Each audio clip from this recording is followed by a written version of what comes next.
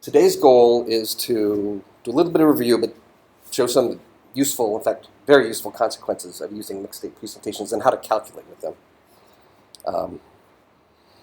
And talk about the relationship with epsilon machines. So again, just to step back a little bit, right, the original idea weeks ago was we were interested in doing prediction, optimal prediction, and we came up with this causal or predictive equivalence relation that had us group histories together, and we called those partitions of the space of pasts causal states. Right? And they really were sort of conditions of knowledge that we needed, knowledge of the past that we needed to do optimal prediction. And what we were setting up in the last lecture was thinking of these mixed states as kind of a proxy for causal states. There's a relationship we'll have to talk about here that are in some sense one step more abstract than the causal states. They're distributions over the causal states. So in fact, by focusing on these mixtures of causal states, we have a kind of meta-causal state, and we'll show what the relationship is between these mixed states. And this is in fact a whole hierarchy of these states of uncertainty. Okay, so I'll just review some of the notation from last lecture. Actually, finally defined the mixed state presentation, and we also have to talk about the dynamic. We sort of went through that in an example. Mostly I'm going to focus on how to calculate the mixed state presentation. You give me any hidden Markov model, and then we just go through this procedure to calculate the mixed states. And we get this new dynamical system, a new model. The question is, well, how is that related to the epsilon machine? There is some kind of parallel between these mixed states and causal states. What is that? And then practically, I'm going to go back and we'll talk a little bit about the computational complexity of estimating block entropies and word probabilities. At the beginning of the Tuesday lecture, I noted that there are these clever ways, or at least non-bonehead ways of calculating block entropies so you don't have exponential blowups, but it turns out that comes back to haunt us again when we try to calculate block entropies, but mixed states will save us. And then as another application of all this setup, we'll give a nice algorithm closed form expression for the synchronization information. Right? Synchronization was the process of making some observations, coming to know what the state is. Well, the mixed state framework is set up to talk exactly about how state distributions go forward. No surprise, then we can write down a nice way of calculating the synchronization information. Then next week, we're going to be talking about using mixed state presentations to talk about the temporal asymmetry, statistical asymmetry of processes, which we'd already introduced by way of example, but it was just an observation as opposed to something you can calculate with. So. Okay, so again, just kind of going over a couple of the slides from Tuesday, right? So the mixed states are these state distributions that are induced by seeing a word. You have some word of length L, and the sort of notation for the mixed state is mu, some measure over states, time t, having seen nothing. That's how we start off. It's the state distribution of time t. So what does this mean? Well, it's a slightly confusing notation. What's the probability that this, now thinking of the mixed state as a random variable, what's the probability that it is one or the other of the given states, presentation states that we're starting with? Just simply giving the interpretation, it's the probability of being in state distribution, having seen the word and having started with a given state distribution. Okay, so this way of thinking about it is we're thinking of the mixed states as random variables, and we need to do this for some of the proofs later on of the efficient algorithms. So now say, I was thinking of these as points on a simplex or state distributions. How are they random variables? Well, we're sort of conditioning on an event and on this random variable. So in this notation, we're thinking of this as a random variable. Of course, typically we take time 0 and, like we did in the example, the initial state distribution to be the asymptotic state distribution. But we could do other things. Start with we maybe have some other information about what the starting state distribution is, or we're interested in the step-by-step evolution of this. And as we saw, you can deviate from the asymptotic state distribution based on what you've seen. Paul? So the probability there, it's not the probability that the distribution is a delta function, but it's the weight of a certain Yes. state in that distribution. Right. Yes. Right. Yeah. This is a little confusing. It's like there are two different ways of thinking about this. Oh, this is a random variable. This is the temperature, and what's the probability that it's 10 degrees? Right. The other thing is now you're thinking of it like it's a vector of numbers. It's a state distribution, and then you look at this. Oh, he's thinking that that this mu is 0,0,0,1,0,0, the delta function on that state. That's not what I'm trying to convey with this notation. In fact, it's just better to think of it this way. Okay, so I'm going to not condition it on what state it's in, but more just think of the mixed state as this probability here. And this is less confusing, more direct way of expressing this. And we just want to think of this as this vector in some simplex space, some state-dimensional vector space. So starting at time t with this mixed state, we see some word here that's of length L. So the question is, what's the mixed state having seen that word? And that's again just the definition, state distribution of having seen W starting with t. Well, that's a conditional distribution. We can just rewrite this as using a definition of the conditional as the joint distribution over a marginal.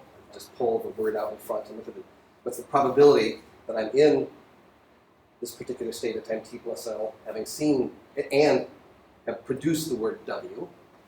And I just divide by this marginal here that gives me this conditional. Of course, I'm just carrying through the conditioning on what our initial distribution was.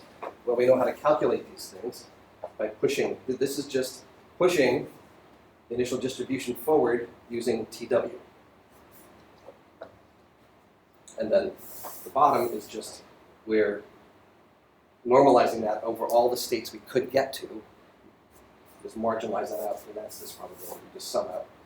So this one vector here just sums out all the states we could end up in.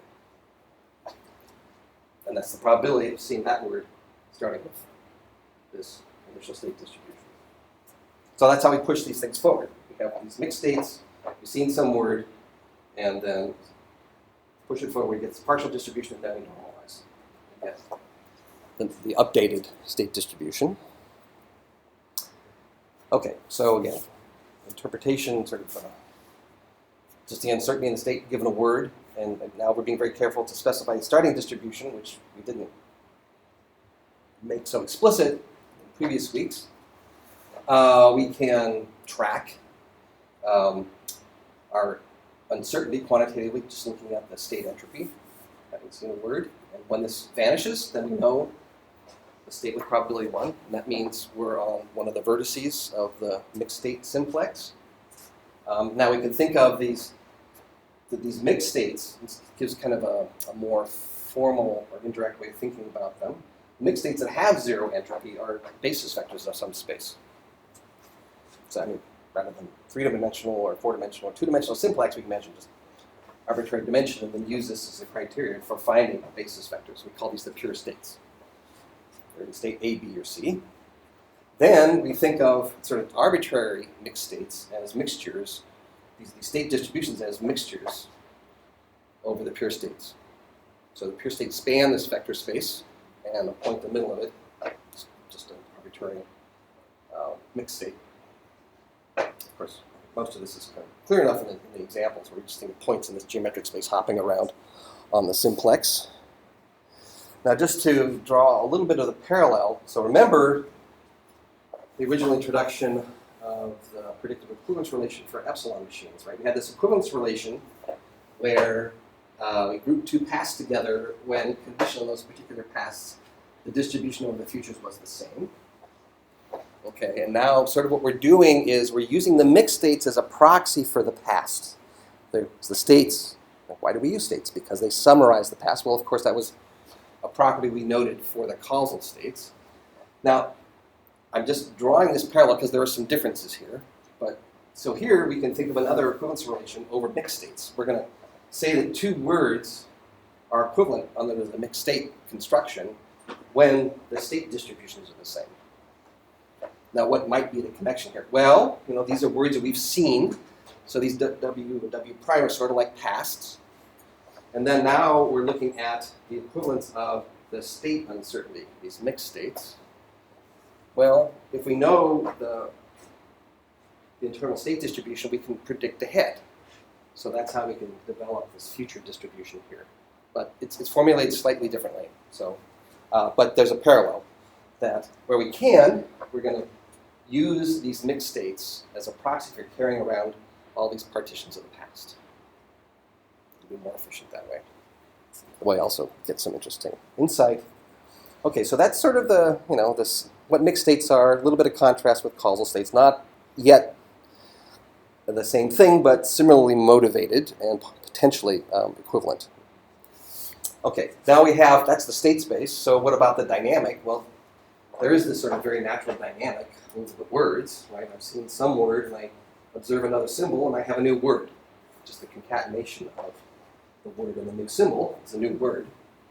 So we have this sort of dynamic over mixed states that's induced by this. So we have this dynamic, we have a word, we add on a symbol, we get a new word, and then we can just go look at what's happened to the state distribution. We just apply the mixed state calculation to look at the state uncertainty that's induced by that word. And then same thing for the next word, WS, we can look at its mixed state. And then we think about observing the symbol S as a mapping from the previous mixed state to the new one. So this mixed state dynamic is unifilar. These maps are unique. So we go from, we add on a new symbol. This concatenation is unifilar in a sense. We always go, given the previous thing and the symbol, we end up with a unique next thing. Same thing down here. We have this mixed state that's induced by W. We go to a unique next mixed state when we add on S, when we update. So one consequence of this, well, in addition, first of all, it says that the mixed state presentation is nice, carries along many of the properties that we had before for unifilarity of presentations or the epsilon machine in particular. We can calculate things like entropy rates using presentations or models that are unifilar. In addition, this construction of building the mixed states, that I'll go through an example shortly, is a way of taking a potentially non-unifilar presentation and unifilarizing it. So, you claim, oh, the process has 7 states, this transition structure, and I go, well, that's not non-unifilar. I can't calculate the entropy rate. I'm going to just go through and calculate the mixed states. I'll end up with this new model that's not unifilar, and I can just plug that in once I calculate it to, say, the entropy rate formula that assumes unifilarity. So that's a nice thing. So this restriction to unifilarity that seemed to come with the epsilon machines, now we have a way of converting from general hidden Markov models to something that's unifilar. Okay, so how to calculate these presentations. So I'll go through the example again. It's a little more abstract than the example we did on Tuesday, the particular case we did on Tuesday. And then I'll come back and just give a definition of what the mixed state presentations are. Okay, so we're going to start out at time t, not having observed anything. That's actually 2 concentric circles. So you should think about this like the kind of a start state, or actually kind of like the top tree node of the parse tree. And then we push this forward. So we're just talking about going from ut to ut plus 1, having seen a 0. And this is our formula to update the previous mixed state to the new one. Okay. And then the transition probability is, since we're seeing a 0, we update the mixed state with t0 and then sum over all possible states that we could go to having seen a 0. That's essentially just the probability of having seen 0 starting with that state distribution. So we're just, we have the states, we're making some guess, okay, we have the state distribution, we just look at, oh, what's the probability? I'm in this state and I see a 0. In this state and see a 0, and then we just sum those things up. So that's what this is. And I'm kind of writing this down like it's an operator.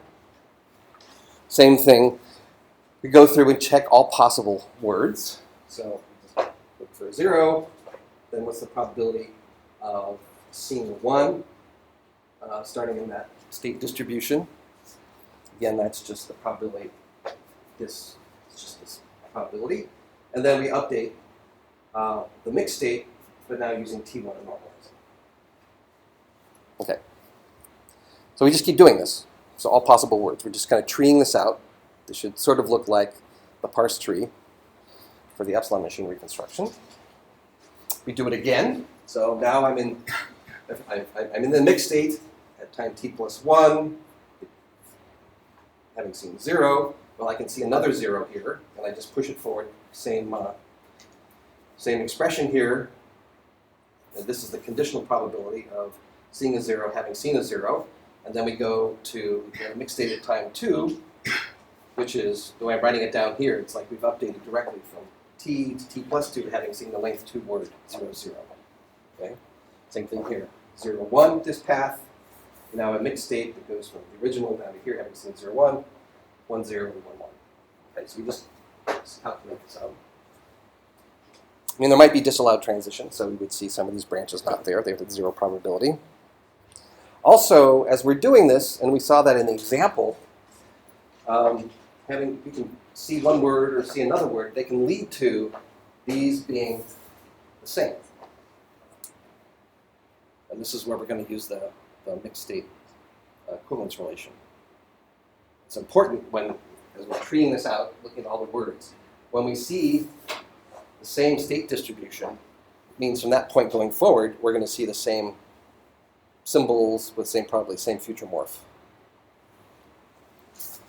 Okay, so how about an example, even process, just to calculate this out. Hopefully this will, since we did this sort of by hand with the parse tree and subtrees, this is a nice contrast, so you can see what's similar and different when we do the mixed state calculation. Essentially the same thing. Again, slightly more abstract and more powerful in a way. Okay, so even process 2 states. We'll start with pi, the asymptotic state distribution. And then, okay, so we see a square down here, pi times t squared, and we normalize it. That's the transition probability. Right here is just the probability of seeing a square starting in state distribution pi. And then we update, so we get mu1, having seen a square. It's that ratio. Same thing with a 1, okay? And then if you actually plug in the numbers here, what you see is that, and things we already know, the asymptotic probability of seeing a square is 1/3 of seeing a triangle. It's 2/3, or a 1 and 0, 2/3, 1/3. And then if you actually go through the calculation of the new mixed state, so we notice that on a square, all the probability is in state A. Well, that makes sense. You can just read that off here. It just came right back. That's all that can happen. Even if I started in B, well, actually I can't do that. Sorry, that wouldn't happen. If we're in this distribution, there's no way to get from B to A. But A can go to itself on a square. B is just isolated. Okay, right. So we end up with this delta function. So now we've synchronized. Square is a synchronizing word for the even process. But we come down here, and we just did that calculation. Right? If we see a triangle here, well, now we go from 2/3, 1/3 distribution to 1/2, equally uncertain. So we keep going. So from both states, we can say, oh, I can see a 0 or 1, 0 or 1 in those two mixed states. Okay, down here, if I'm in A and I see a square, well, I go back to A, or you can do the calculation if you want, and I get this delta function with all the probability on A. Notice if I was in this 1, 0, or state A, mixed state, and I see a triangle, I know that I'm in B. Well, you also noticed that this presentation was unifilar. So actually, from this point forward, now that I have all these pure states, I'm always going to be in the pure state. So I've synchronized here. So that's kind of done here in a way. But come over here, so we're now 50-50, and then on the 0, on the square, I can only go back to myself on A. So now I'm synchronized on that. But then, if I saw a triangle, well, we just did this calculation several times. We had a 1/2, and you push them forward by probability 1/2, probability 1, we end up back in 2/3, 1/3. Okay, so now notice that this mixed state, not a delta function, but it's the same as this one we started with, pi. Okay, so I don't really have to do any more calculation here. I can just link this back up to here, because any sequence that's following from this is the same, and the probability is the same as following from here. So I'll just link that back up. In addition, like this mixed state is this mixed state. Well, I should have said this before. And this mixed state was this mixed state. So this guy loops back to itself. This guy actually goes over here. So I've just connected those things back up using the mixed state equivalence relation. So this is like identifying subtrees, except this is being done over mixed states, much more compact in a way. We just have a vector we're looking at here, vector probabilities. So there's just one mixed state left to look at. We need to know what the follower is. We have to look at 0 and 1 from that. Well, that's state B. You can almost anticipate what that's going to be like. What happens on a 0, what happens on a triangle, what happens on a square. From there, well, on a square, there's no square leading B. Therefore, this transition is disallowed. And I just put in 0, 0, here's the mixed state. It's kind of nonsensical mixed state, not a distribution. However, on a triangle, I can go back to A, like that, which is, this mixed state is this mixed state. So that's disallowed. We throw it out, and we connect this back up, and this should look kind of familiar. Almost familiar. Let me rewrite this, redraw it. Now it should look really familiar. So what did we do? Well, there's one way to look at this. We did absolutely nothing, because I already started with this minimal, the epsilon machine presentation of the even triangle process. However, we now have the process two transient states, right? So these two are transient. As soon as you see a square, you come down to these two mixed states and rattle around. These are delta functions, so they really are now one-to-one correspondence with the original states. But it's sort of interesting now to look at how these transient states came about. So this was pi, our start state, 2/3, 1/3. And then if I see a triangle, I go down to this equally unlikely in A or B. It's also telling us in that when we're in this state, it's actually relatively likely we're going to see another triangle and come back. Kind of makes sense because there's one restriction. We must see a triangle after having seen a triangle. There's an extra transition way here, and we just kind of rattle around. So as long as we're seeing triangles, we just rattle around in here, oscillating between states of uncertainty of states, between 2/3, 1/3, and 50-50. 1 bit and less than 1 bit.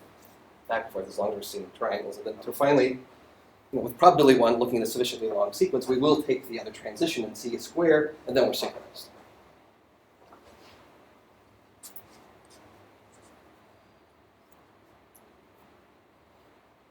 So this is a nice way. If I give you a model, give you a presentation, it's a nice way to calculate what looks to be like the epsilon machine. It needn't be, it turns out. There are cases where it doesn't minimize the number of states, but at least we end up with, it's guaranteed to be unifilar. Okay, so that's, again, so the examples tell us what's going on sort of behind the scenes. Now I want to talk a little more generally about how we convert from general presentations. Okay, so imagine we have some process. You pick some presentation of this, right? So I have some alphabet here, some set of states, I'll note those with the V, and then a dynamic here, which will be some set of transition matrices. And what we mean here is just that the transition matrices are these conditional transition probabilities. Probability, if I know what state, what the probability of seeing the next symbol and next state are. Okay, so now we want to look at the mixed state presentation of that. So we're going to define the mixed state presentation of a given model and specifying how we're starting the model out. We have to specify the state distribution. Again, we can take pi if we want, and we denote that calligraphic U. So we plug into this operator. Now we're thinking of this as an operator. We plug in the given model and the mixed state, and then we end up with this mixed state presentation that has this same alphabet, has some set of states, well, mixed states, some dynamic, again, over the mixed states, and then there's this, and basically initial condition, initial distribution. Okay. So what are the mixed states? Well, we just look at all possible words, just like we were doing in the even case. Plug in all possible words and just calculate the mixed states we get from the chosen initial distribution. Treat that out. So that'll be the set of states. Now there's this induced dynamic, which I showed just in the commuting diagram before. There's some operator that takes previous mixed states, next mixed states, having seen a symbol or extending that to words. It's on the transition matrix over words. And what we mean by this is that there is some mapping from current mixed state to next mixed state on a symbol. And what we mean is the probability that if we start in this mixed state, that we're going to see the symbol and end up in this next mixed state, eta prime. So now I'm going to introduce a little bit of a trick here. So what do we mean by this probability up here? Why am I writing it that way? What I mean is that we have a dynamic that moves us forward. So there really is only one eta prime. But now I'm going to think about this as an operator that considers all possible next states, but in fact just is a delta function on the one you get taken to. Okay. Oops. Yeah, well, okay, I changed primes here. Right, so this is starting with mu t, selected that. Eta is the next one we're going to. And this probability is 0 everywhere except for that mixed state that you actually get taken to. That's all I'm doing.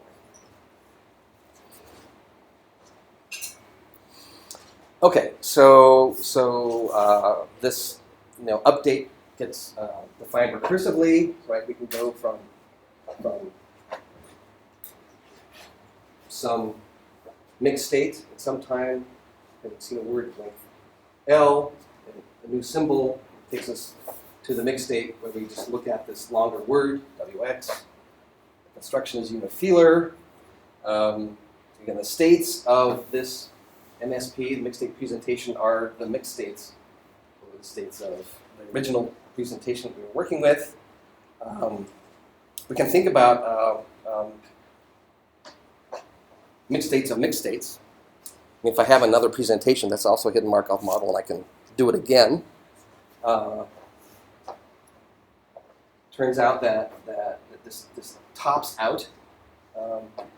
If you use the start states, what I'm doing here is I'm applying U to the mixed state presentation of M, but I choose this start state with all the probability on the original state distribution, and then that is sort of the names have changed, but it's isomorphic to the original mixed state presentation of M. And then sort of, again, sort of final important point is that this now I think of this operator U as a way of converting non-unifilar presentations to unifilar. So question? Yep. So if you didn't use, for your starting state of your mixed state presentation, right? You have one bullet. Yes, right. So if you didn't use that, then would it could be not something be else. equivalent? Right. Okay, just make sure. Yeah. Yeah, and it's yes. It would be a totally different machine. It's related. It's related, Okay. but you end up with typically the first thing will change with the set of transient states you calculate, and if it's a synchronizer presentation, then it'll eventually capture the original piece. But yes, we're not going to push too much in that direction. It'll come up maybe next week a little bit when we reverse time. But okay, maybe another example to illustrate the role of these transient states, and also just to be concrete about what would be an alternative presentation for a process then. We're kind of used to using the epsilon, which is so optimal. So here, this is a period 2 process. Here's a presentation that generates the period 2 process. Square triangle, square triangle, square triangle, square triangle. So that's period 2. But what I've done is elaborate the states. So now I have 4 presentation states. Okay, one is welcome to do this if you like. Seems slightly perverse, but that could be something. But it does illustrate also, sometimes you have very complicated models. You don't know whether it's the optimal set of states, smallest set of states. Okay, so let's just go through and calculate the mixed state presentation of this 4-state presentation of period 2. Okay, so we're going to start out with pi for this. So we put a quarter probability on each of the states. That's going to be the start mixed state. And then we just do the calculation. Just go push it forward. If we see a square, push it forward if we saw a triangle. Also notice that if I've seen a square, look back here, if I see a square, there are just 2 states that I could go to, D and D. Or if I saw a triangle, I can only go to A or C. So I come down here to a mixed state that leaves me equally uncertain after I see a square as to whether I'm in B or D. I can't discern that. Same thing with a triangle. I come down here and I'm equally confused about A or C. I know I'm not in B or D.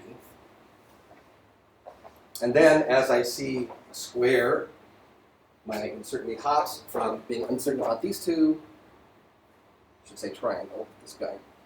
I'm uncertain about these 2, I see a triangle, I'm uncertain about whether I'm in these 2, and these 2, and so on.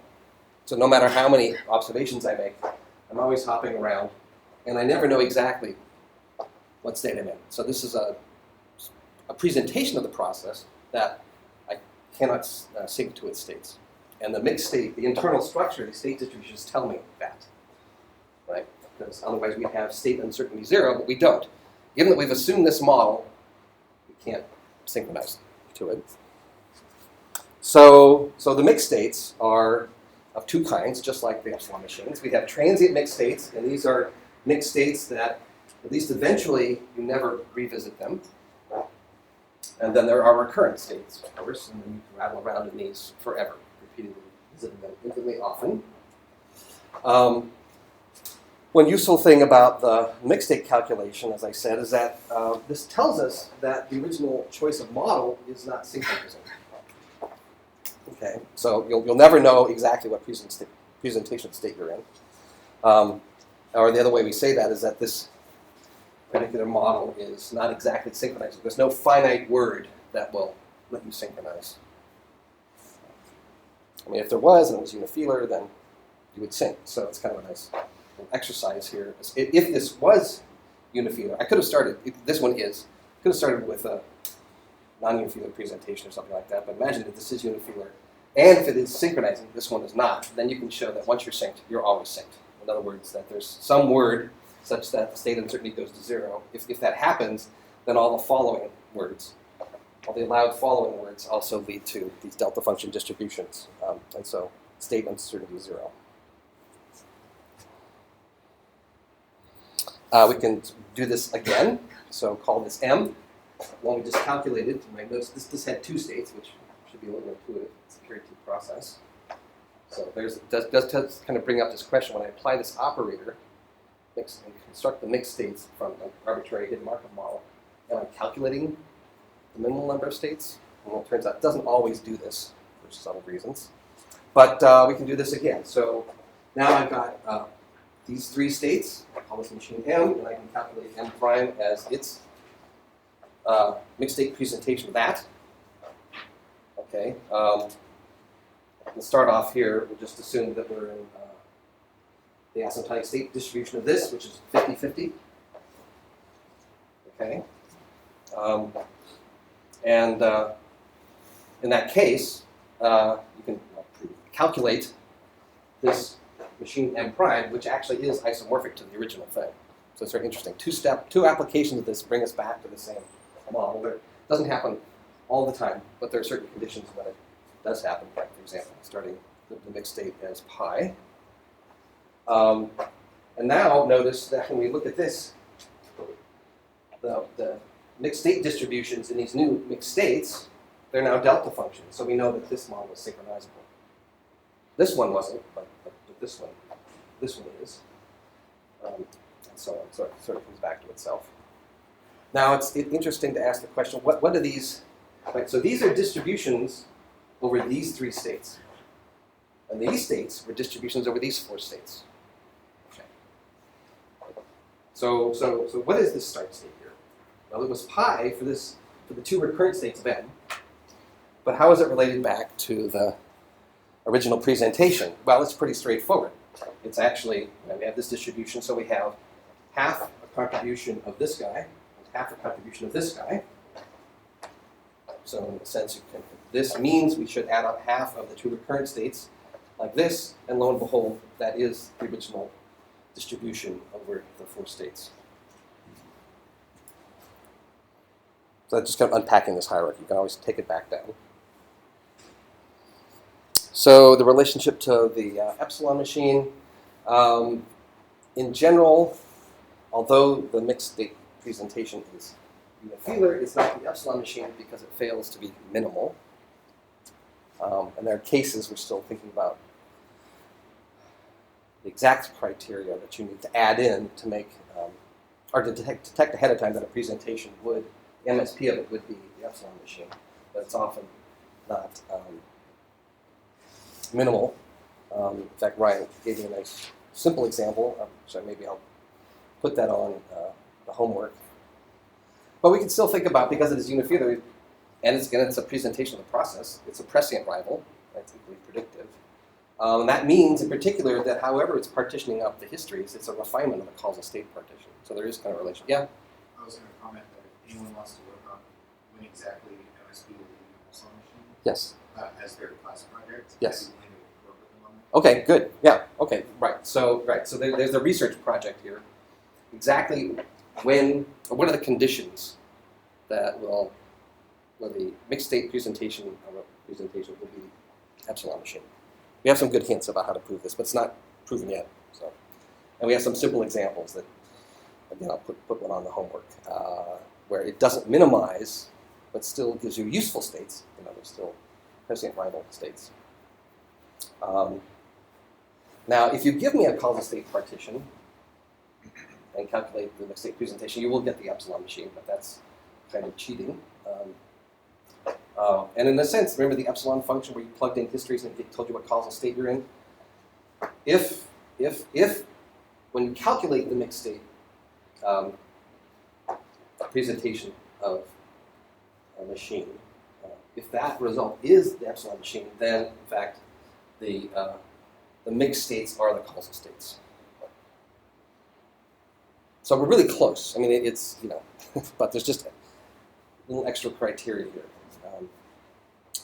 Now, as the previous example with the 4-state thing allowed us to see, the mixed states actually gave us some information about synchronization, about extra properties about the original presentation that you wouldn't necessarily conclude if I just gave you the period 2 process and you built the epsilon machine.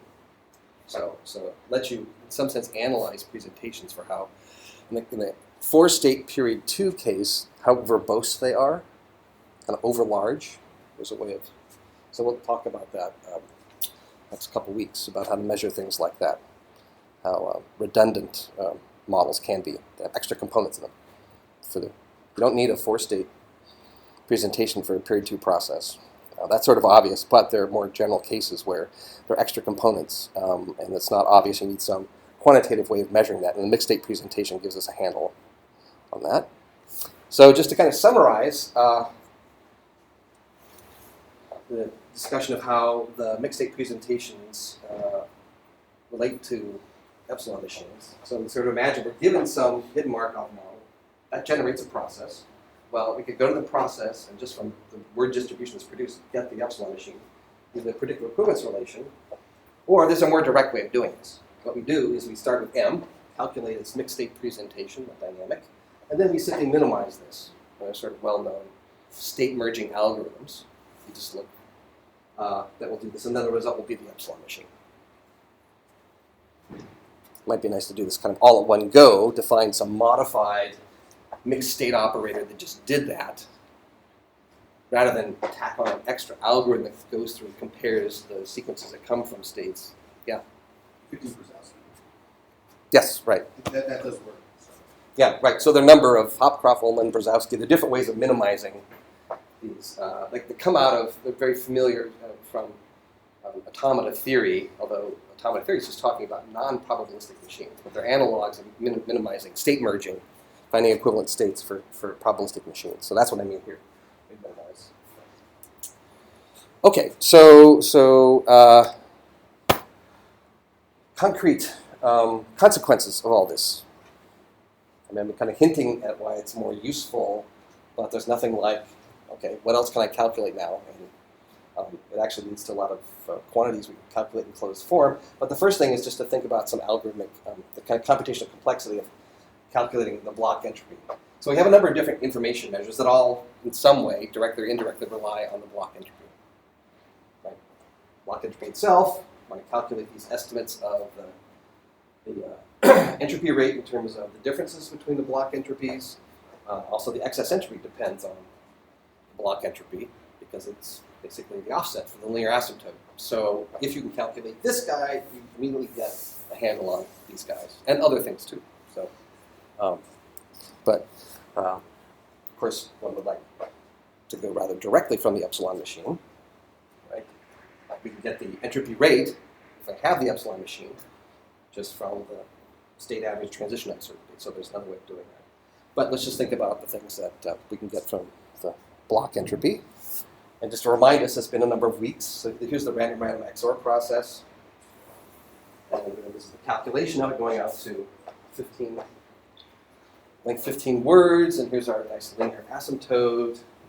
Right? We're trying to somehow fit this straight line to this, the blue curve, the block entropy. And that's kind of doing okay, but I don't know. It does seem like the random XOR process is taking a long time to settle down to statistical equilibrium here. It's not exactly clear where the straight line should sit. So is there some better way to do this?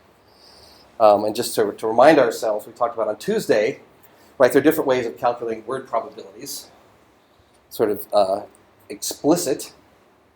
We just sum over all possible paths that produce a given word, say 0, 1, 0. But then there's an exponential number of those, exponentially increasing with the word lengths, but that's sum over all paths.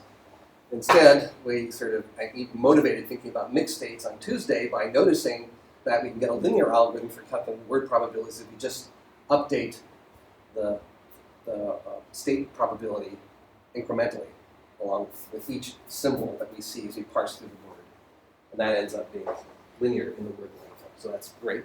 It's good to get rid of exponential dependence like that. I mean, you're not going to go out to length 50 words if you're doing an algorithm with this kind of complexity. That's just inaccessible.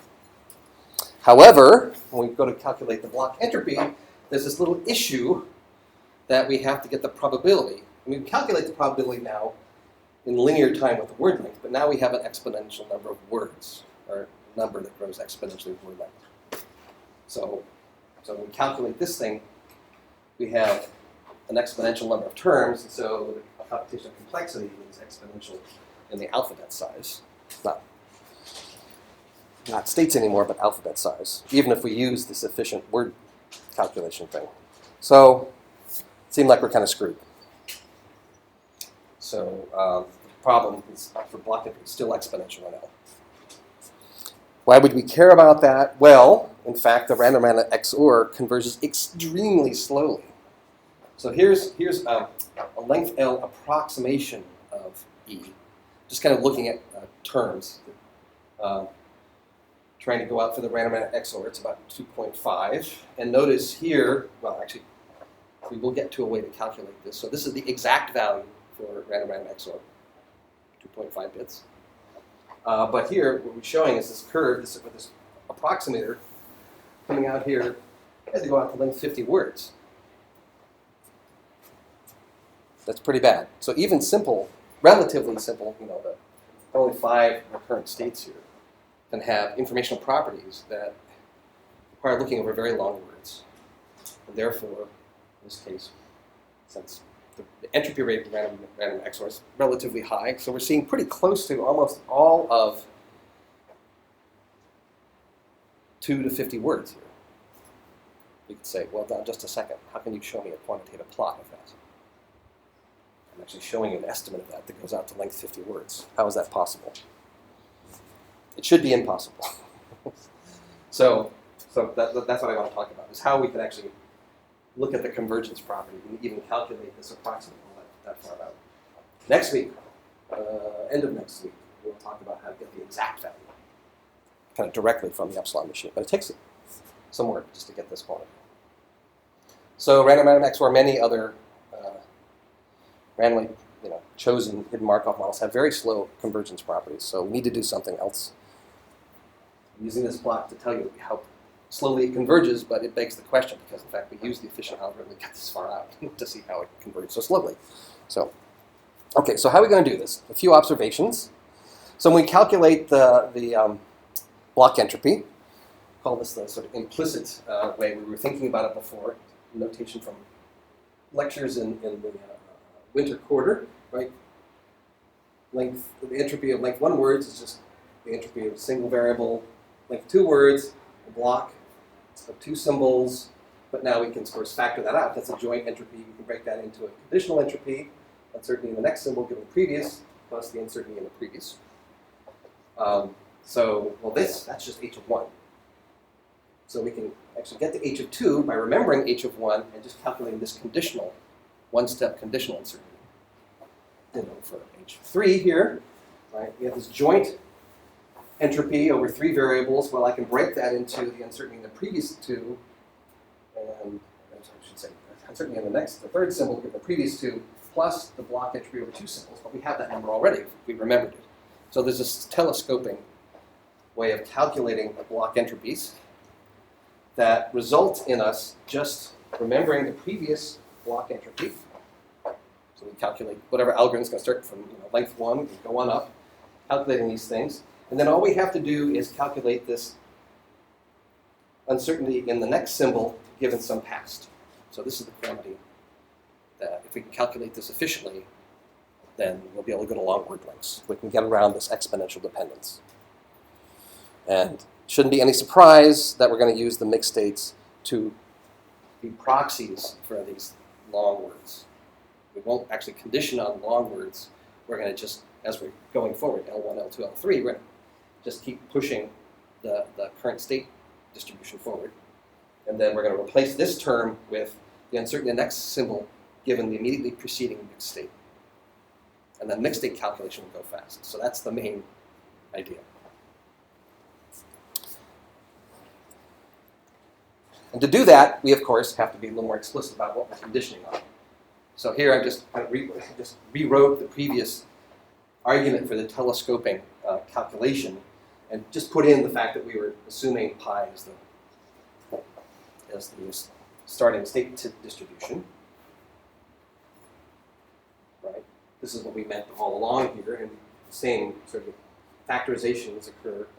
These sort of block entropies on the right-hand side here are just, what's the uncertainty in the next symbol given the pi as the start distribution, what's the uncertainty in the next 2 words, two symbols, like word length 2 given that start distribution, that's h of 2, and so on.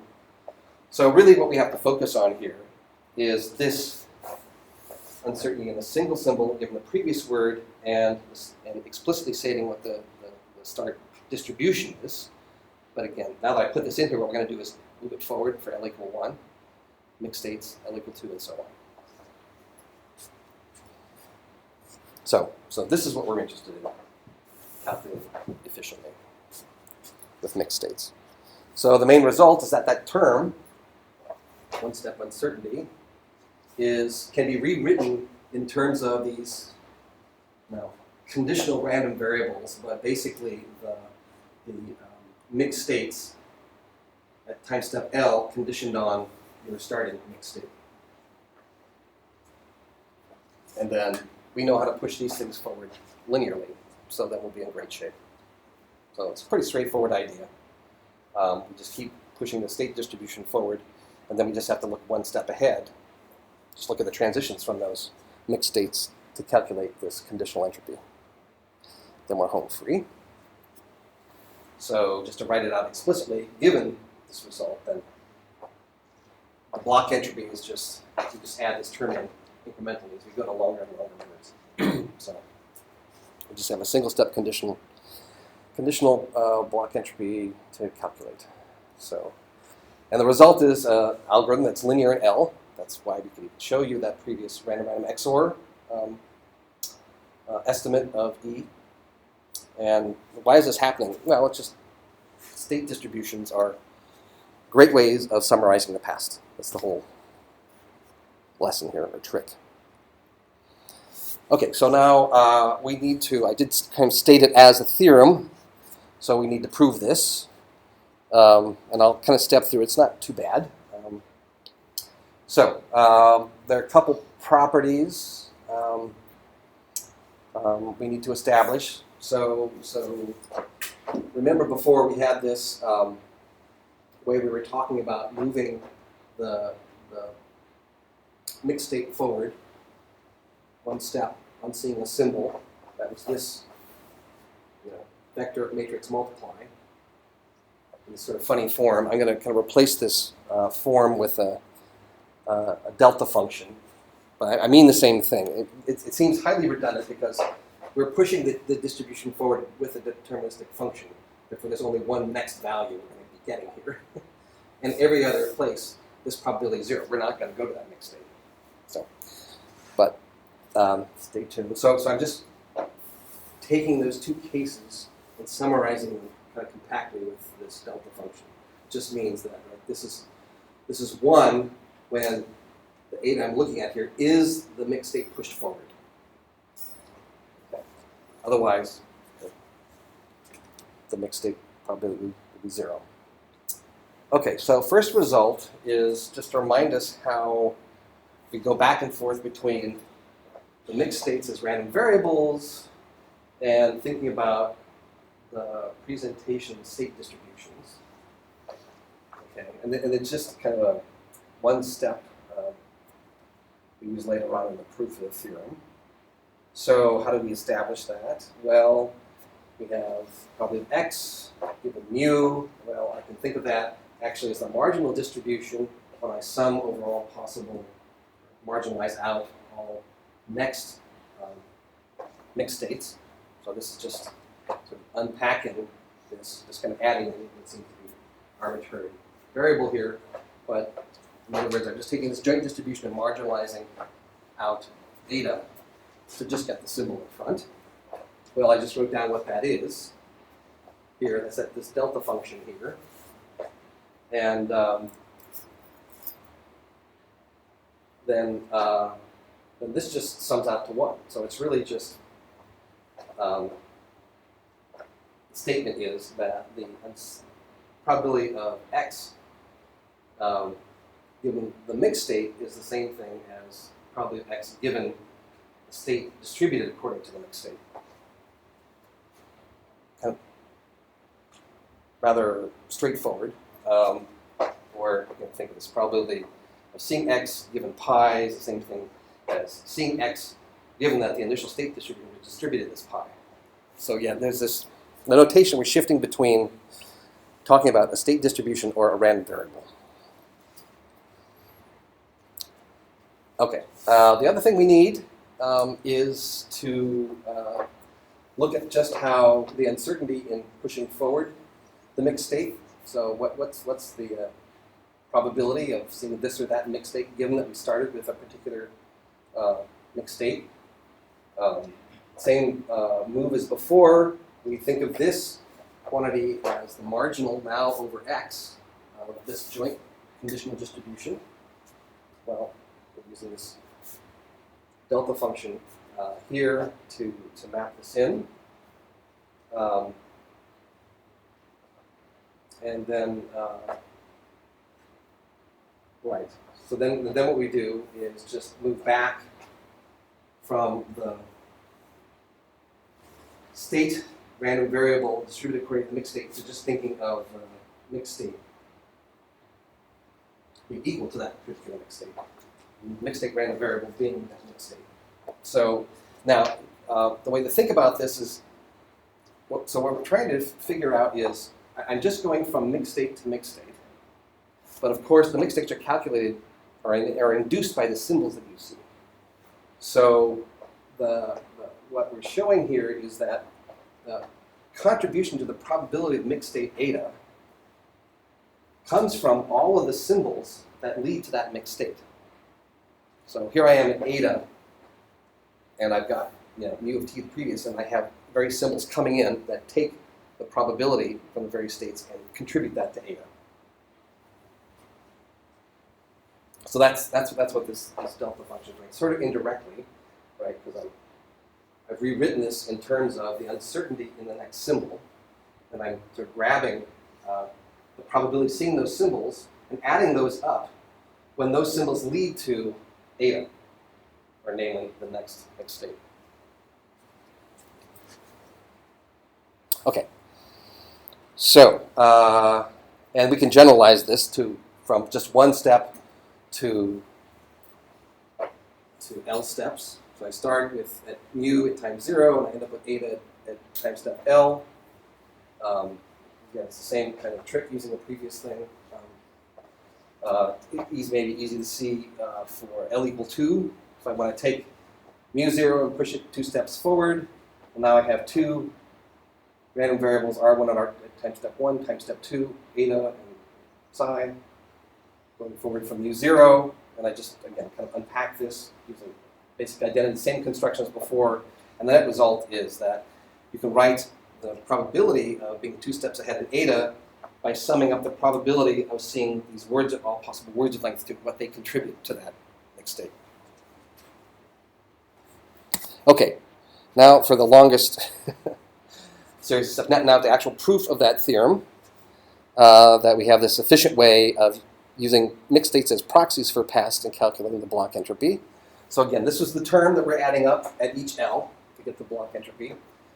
I mean, you could think of this in some ways. This is sort of like h mu of L. It's like the two-slope approximation. And okay, so we're going to start with some initial state distribution and having seen some past, and we want to show that we can basically replace this with just an update over mixed states. Okay, so now what we're doing is, so when we write out this kind of conditional entropy, what we mean is we're averaging over the probability of what we're conditioning on here. Just keeping track of the statement of which initial distribution we have to do that. So this is just the definition of this conditional entropy. Right? I'm averaging, in each particular case, each particular pass, what the uncertainty in the next symbol is. And then I sum over the probability that having started in mu0, I produce that word, and then sum that up. So it's the sort of history average uncertainty in the next symbol.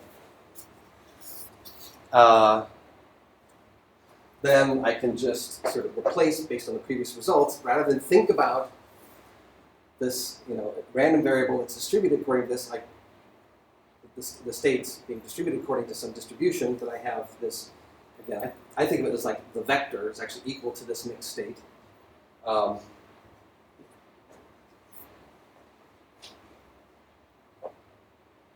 then over here, what I'm going to do is, rather than have these 2 variables, the word and the initial state, what I'm going to do is actually push the initial distribution forward with that word, and then I'll just talk about states of the next time step. Maybe this is the most important thing to do. Just, there's a new variable here, crucially it's states, just before the symbol you're interested in. So we just move that over here to simplify things.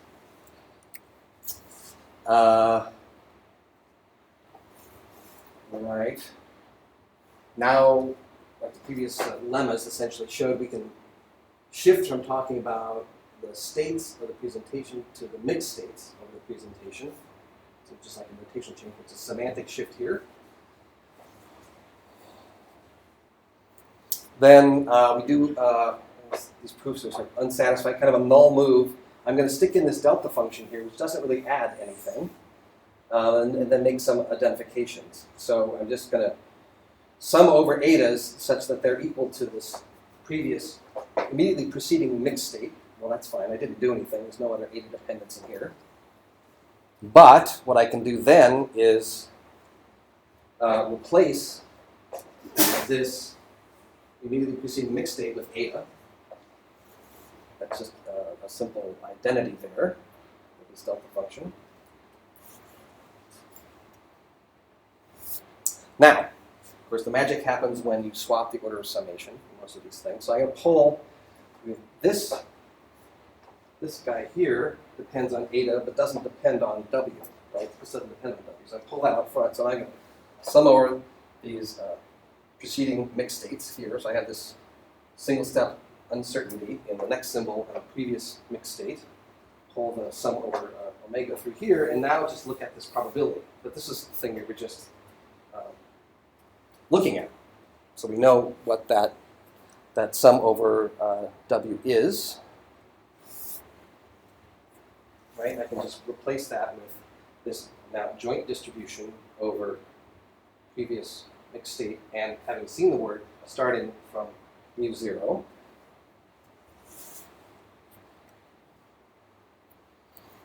And like we showed, this is just simply the uncertainty in the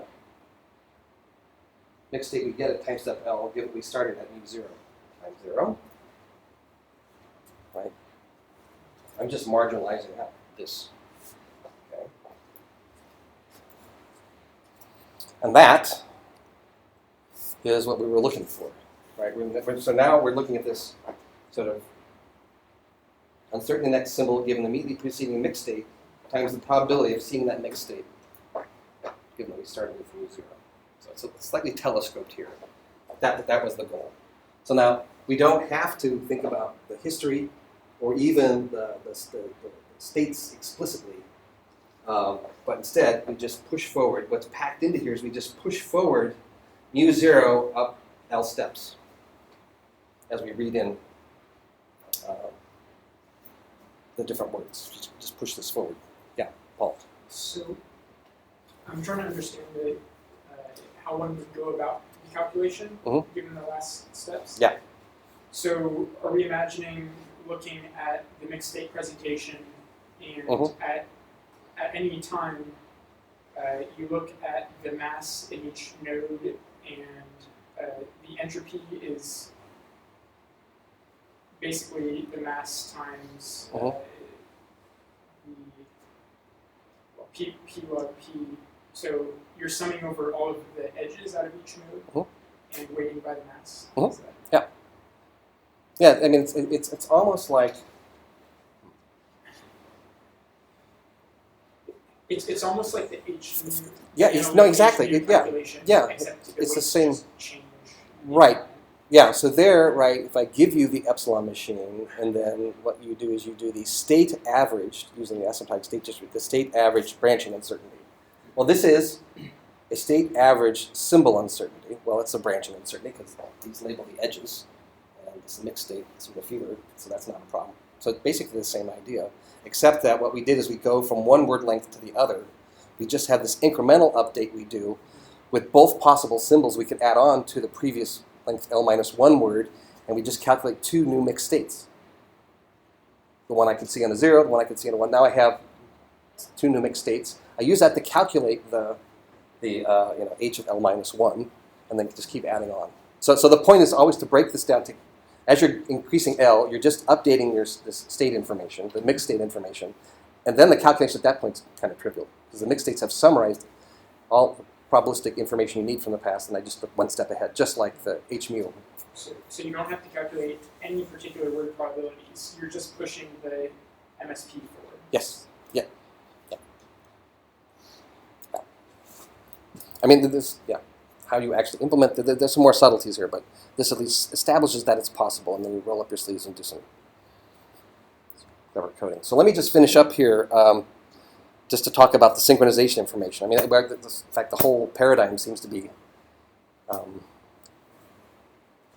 turning on this whole idea that an observer is trying to figure out what the internal hidden state is. And then there's this quantity we defined last quarter when we were talking about information theory. It was the integrated amount of state uncertainty as I looked at histories of like 0, 1, 2, 3 until I got synchronized. So and then just to kind of write out what we mean by this kind of conditional entropy where it's summing, so fix L, we're summing all over the length L histories, this uncertainty for each word of length L. Okay, so, but now, I mean, these quantities, I mean, we were just working with. We had a history, and we just wanted to look at the mixed state given that. So it should be, in principle, pretty easy to calculate.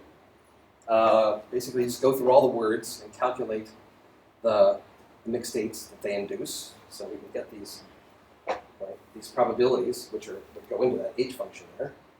Okay, and just calculate not the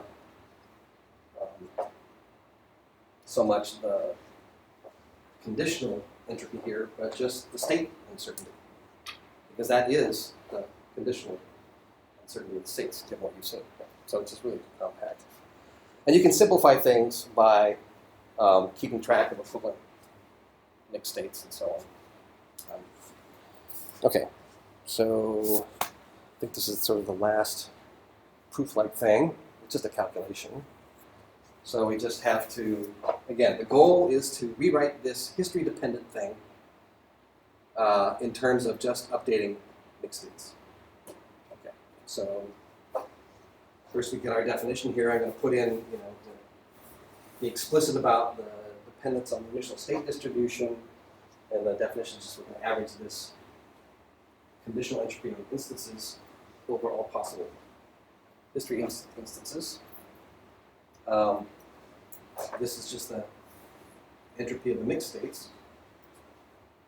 Then I do this little trick again of just sort of introducing this delta function between, you know, over eta. It's this kind of dummy variable that just fixes eta to be the mixed state that got pushed forward. And I'm just going to replace that h here with the eta. And then swap orders of summation, so the h of eta comes out here. So this is over all possible mixed states we could see. We're only going to see some small number of these, and then we just basically averaging or adding up their state uncertainties. And then we've got this, which we worked with before, right? So given we have an initial mixed state, we're going to see this word. Well, we can swap that around and just use the mixed state instead.